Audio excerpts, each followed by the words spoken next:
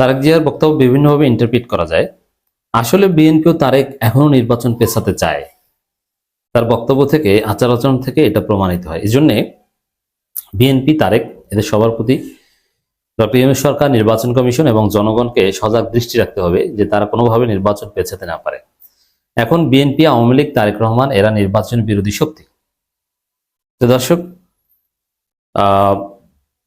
তফসিল হয়েছে, বুকে পাথর চাপা দিয়ে বিএনপি তফসিল মেনে নিয়েছে। কাষ্ঠ হাসি, হাসি নাই, শুকনো মুখে আনন্দ মিছিলও করেছে ঢাকা বিশ্ববিদ্যালয়ের ছাত্রদল, অল্প কয়েকটা ছেলেপেলে নিয়ে, কারণ তাদের তো এখন কর্মীও খুঁজে পাওয়া যায় না। যারা মিছিল করেছে তারা কেউই ছাত্র না, আমার বন্ধু বান্ধব, আবার বাচ্চা অনেক বড়, পড়াশোনা চলছে। তো সেখানে আমার বড় ভাইরা ঢাকা বিশ্ববিদ্যালয়ে মিছিল করে, তাহলে বুঝেন এরা কেমন ছাত্র। হোয়াটএভার।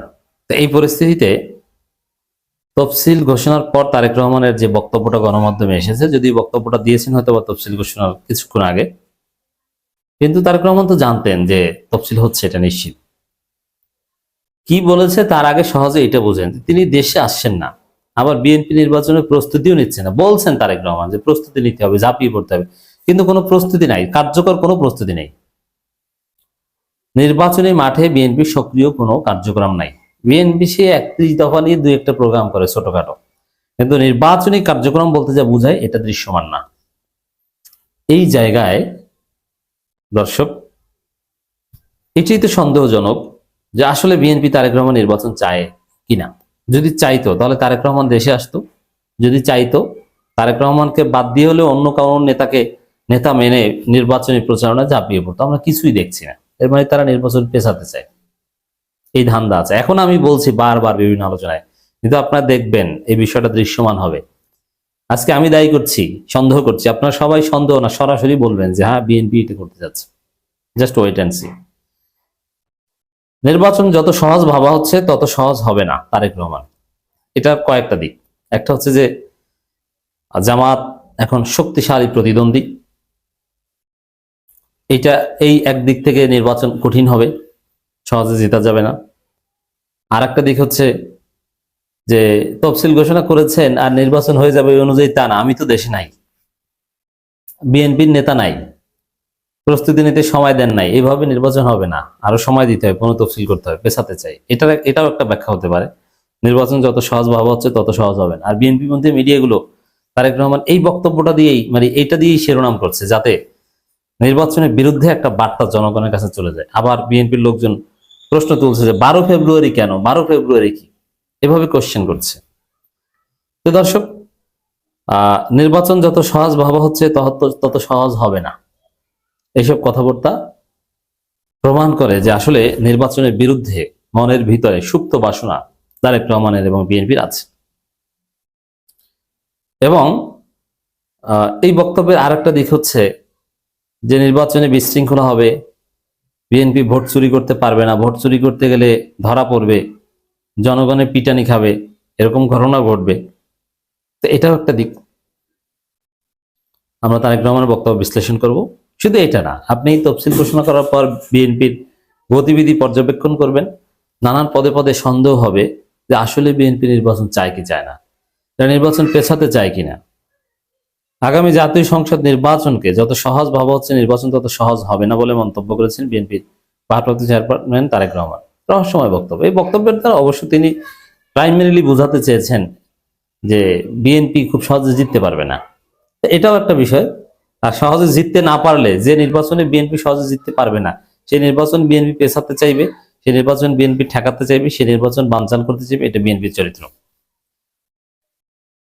নিশ্চিত বিজয়ের সম্ভাবনা থাকলে চোখ বুঝে আনন্দের সাথে সেলিব্রেট করে, মিছিল করে, জামাত এখন যেটা করছে ওইভাবে তারা অ্যাক্ট করত।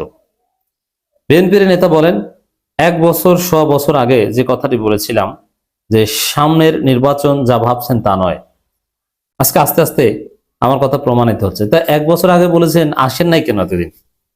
এই যে আসেন নাই, এটা নিয়েই সন্দেহ সংখ্যা, যে না আসাটা নির্বাচনের বিরুদ্ধে ষড়যন্ত্রের প্রমাণ। এখন যদি আমরা সিরিয়াস না হই, সামনে এদেশের অস্তিত্ব সার্বভৌমত্ব হুমকির সম্মুখীন হবে। কেন নির্বাচন সহজ হবে না? নির্বাচনে ধরলাম বিএনপি সেকেন্ড হবে, বিএনপি সেকেন্ড হলে দেশের অস্তিত্ব সার্বভৌমত্ব হুমকির মুখে পড়বে, এটা কেমন কথা? এটাও কিন্তু নির্বাচন বানচালে বা নির্বাচনের বিরুদ্ধে ষড়যন্ত্রমূলক বক্তব্য। কিভাবে? যে নির্বাচনে মানে বুঝাতে চেয়েছেন তো এইটাই, যে নির্বাচনে বিএনপি না জিতলে দেশের অস্তিত্ব সার্বভৌমত্ব হুমকির মুখে পড়বে। এর মানে কি বিএনপিকে জেতাতে হলে প্রয়োজনে অস্ত্র নিয়ে যুদ্ধ করতে হবে নাকি? অস্ত্র নিয়ে ভোট চুরি করতে হবে? তো এটা তো নির্বাচন কেন্দ্রিক কোনো কথা হতে পারে না। নির্বাচনে যে কেউ জিতবে, নির্বাচনটা ফেয়ার হওয়াটা ইম্পর্টেন্ট। আর বিরোধী দল হিসেবে দেশ রক্ষায় গুরুত্বপূর্ণ ভূমিকা পালন করতে পারবে, কোনো সমস্যা নাই। কিন্তু এমন ভাবে বলছেন যে বিএনপি না জিতলে সব ধ্বংস হয়ে যাবে, এটা তো ফেসিবাদী মানসিকতা বা ভোট চুরির মানসিকতা। এটা তারেক রহমানের বক্তব্য থেকে বোঝা যায়।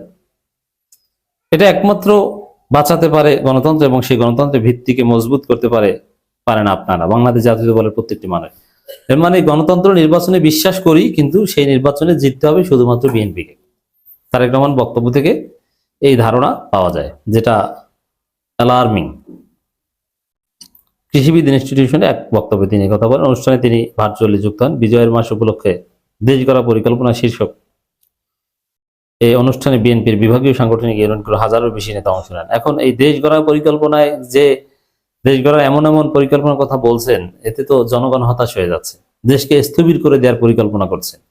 কি দেশ গড়া পরিকল্পনার মধ্যে তারেক রহমান বলেছেন, আগেও বলেছি এটা, যে বিএনপি ক্ষমতা আসলে কোনো মেগা প্রজেক্টে যাবে না। কারণ কি? মেগা প্রজেক্টে মেগা দুর্নীতি হয়। এর মানে বাংলাদেশে দরকার, বাংলাদেশকে যদি আমরা বুস্ট আপ করতে চাই, অনেক বড় বড় মেগা প্রজেক্ট দরকার। সেকেন্ড পদ্মা সেতু দরকার, ভোলা বরিশাল সেতু দরকার, 6 লেনের রাস্তা দরকার অনেকগুলো বাংলাদেশে, যেগুলো মেগা প্রজেক্ট। রূপপুর পদ্মা সেতু ওই টাইপের মেগা প্রজেক্ট। সেগুলো আপনারা করবেন না, তাহলে কি করবেন? বাংলাদেশকে গরিব বানাবেন, স্থবির করে দিবেন, মাথা ব্যথা মাথা কেটে ফেলবেন। এই হচ্ছে তাদের দেশ গড়া পরিকল্পনা। কিভাবে দেশ গড়বে? অতএব যারা মেগা প্রজেক্টে বিশ্বাস করে না, বাংলাদেশকে গরিব বানিয়ে ক্ষয়রাতি বানিয়ে রাখতে চায়, এদেরকে ভোট দিবেন না। ওই চাপা রাস্তায় চলতে হবে। কারণ 200 কিলোমিটার 300 কিলোমিটার রাস্তা যদি আপনাকে 6 লেন বানাতে হয়, তাহলে ওটা পদ্মা সেতুর চাইতে বেশি খরচ। এটা বিরাট মেগা প্রজেক্ট, বুঝতে পারছেন?